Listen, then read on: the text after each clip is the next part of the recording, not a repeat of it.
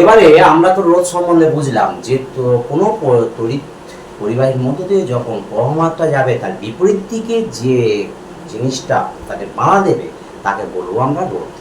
রোধ তো বুঝলাম। এবার রোধের আমরা বলছি রোধের সমবায়। সমবায় মানে ইংরাজিতে বলবো কম্বিনেশন। অর্থাৎ কম্বিনেশন মানে কিরকম ভাবে আমরা সাজাবো। সাজানোর দরকারটা কেন পড়লো? সাজানোর দরকার এই কারণে পড়লো, ধরো আমার অনেকগুলো ছোট ছোট জিনিস আছে, ধরো 2 ওহম 4 ওহম এরকম জিনিস আছে, অথচ আমরা সেখান থেকে আমার 8 ওহমের একটা রোধ পেতে হবে। তাহলে কিভাবে সাজাবো সেটা আমরা দেখব। আবার কি করা হবে, তাকে এমনভাবে সাজাবো যে আমরা সেটা থেকে আমরা 6 ওহমের একটা জিনিস পাবো, আবার তার থেকে আমরা কম জিনিস পাবো, 1 ওহমের জিনিস পাবো। তাহলে কিভাবে তাহলে সাজাবো? দেখো আমরা একটা জিনিস 3 ভাবে সাজাবো। রোধের সমবায় মানে তাহলে কি বুঝলে, যে সাজানো। কিভাবে সাজাবো? 3 ভাবে সাজানোর নিয়ম আছে। একটাকে বলা হবে কি শ্রেণী সমবায়,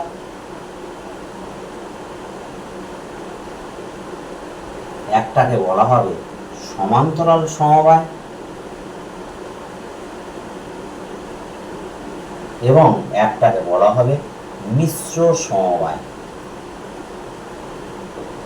শ্রেণী সমবায় মানে কি, পরপর ধরো একটা রোধ যেখানে শেষ হয়েছে আবার একটা রোধ সেখান থেকে শুরু করব। কেমন?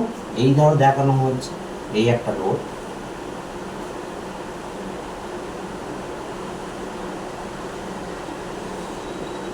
এটা যদি R1 R2 এবং R3 তিনটে যদি রোধ থাকে, এরকম পরপর একটা শেষ এখানে শেষ হয়েছে, এর শুরু হয়েছে, এর এখানে শেষ হয়েছে, শুরু হয়েছে, এরকম যদি হয় তাহলে এটা কি বলা হবে শ্রেণী সমবায়। শ্রেণী সমবায়কে ইংরাজিতে বলা হবে সিরিজ। এবারে বলা হচ্ছে RS মানে সিরিজের হচ্ছে রোধ, তাকে কি বলা হবে R1 R2 এবং R3, এই তিনটেকে রোধ।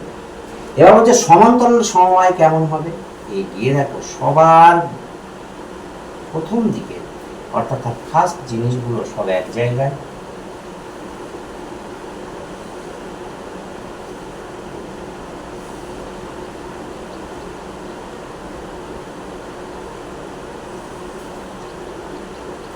এখানে এটা বলা হবে কি R1 R2 R3।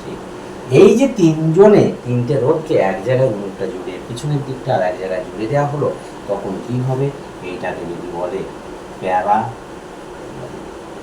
প্যারালাল জাজ, তখন কি হবে RP সমান 1/RP সমান কি হবে 1/R1 প্লাস 1/R2 1/R3। মিশ্র কি না, শ্রেণী এবং সমান্তরাল দুটো একসঙ্গে দেওয়া হবে। ধরো এইরকম আছে, একটা রোধ হয়ে গেল, গিয়ে এখান থেকে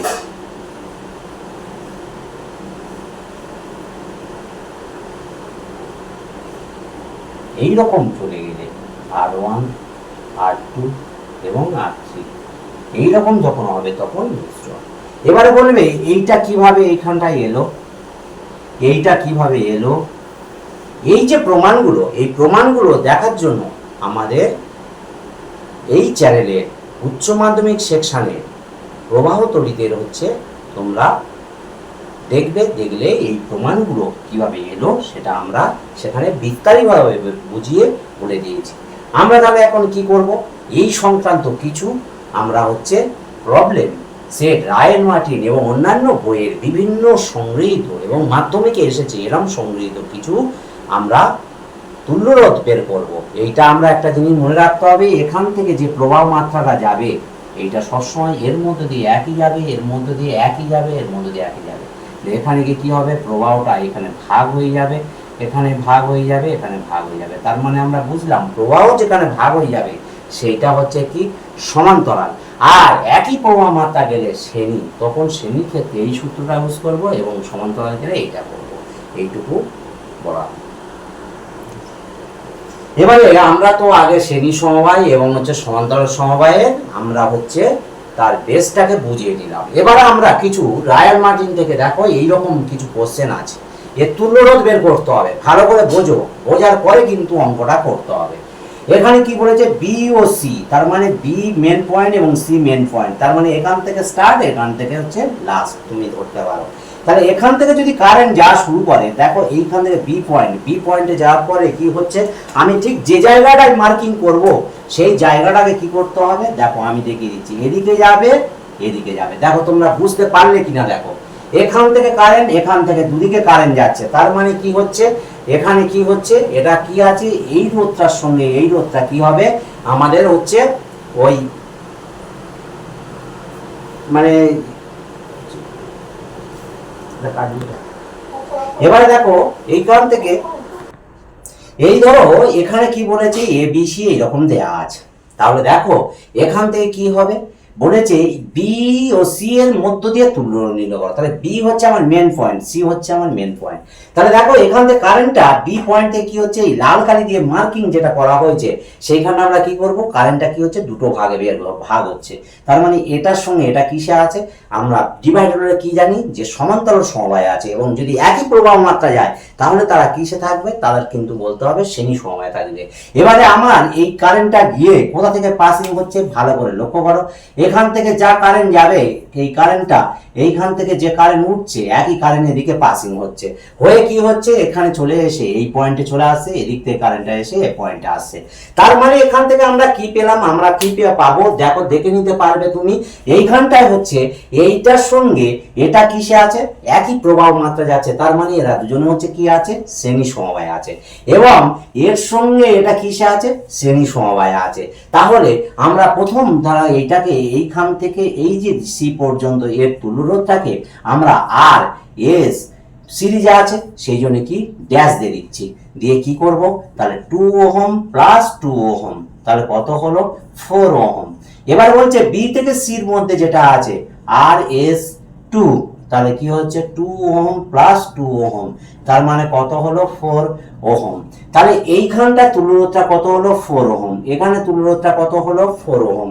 এবার বলো এই 4 ওহমের সঙ্গে এই 4 ওহমটা কিসে আছে, সমান্তরালে, কারণ কি এইখান থেকে দুটো ডিভাইডেড হয়ে যাচ্ছে সেই জন্য কি হবে, এটা হচ্ছে সমান্তরাল আছে, তাহলে কি দেবো আর পি, তার মানে কি প্যারালালে আছে, সমান কি হবে 1 by R S 1 plus 1 by R S 2, তাহলে কি হবে এটা, তখন এর মানটা 1 বাই 4 প্লাস 1 বাই 4 ওহম, তাহলে কি হবে 2 বাই 4 ওহম, কেটে গেল, তাহলে কি হবে 1 বাই 2 ওহম, তার মানে কি হবে আর পি সমান হচ্ছে কি 2 ওহম, তার মানে তুল্যরোধটা কত হচ্ছে, এটাকে আমরা বলবো হচ্ছে কি 2 ওহম নিতে আছে।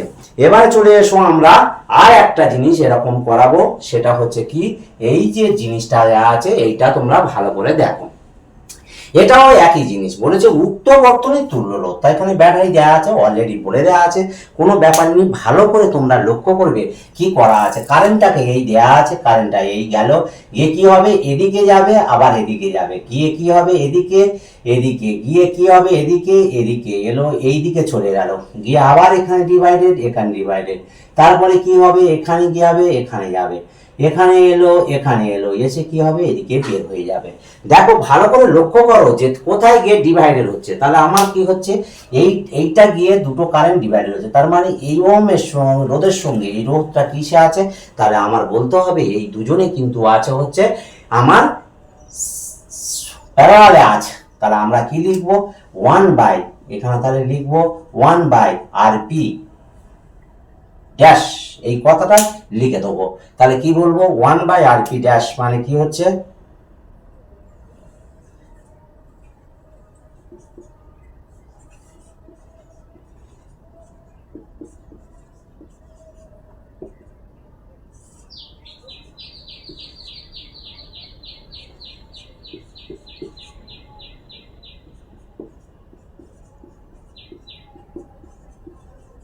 এটা এলো।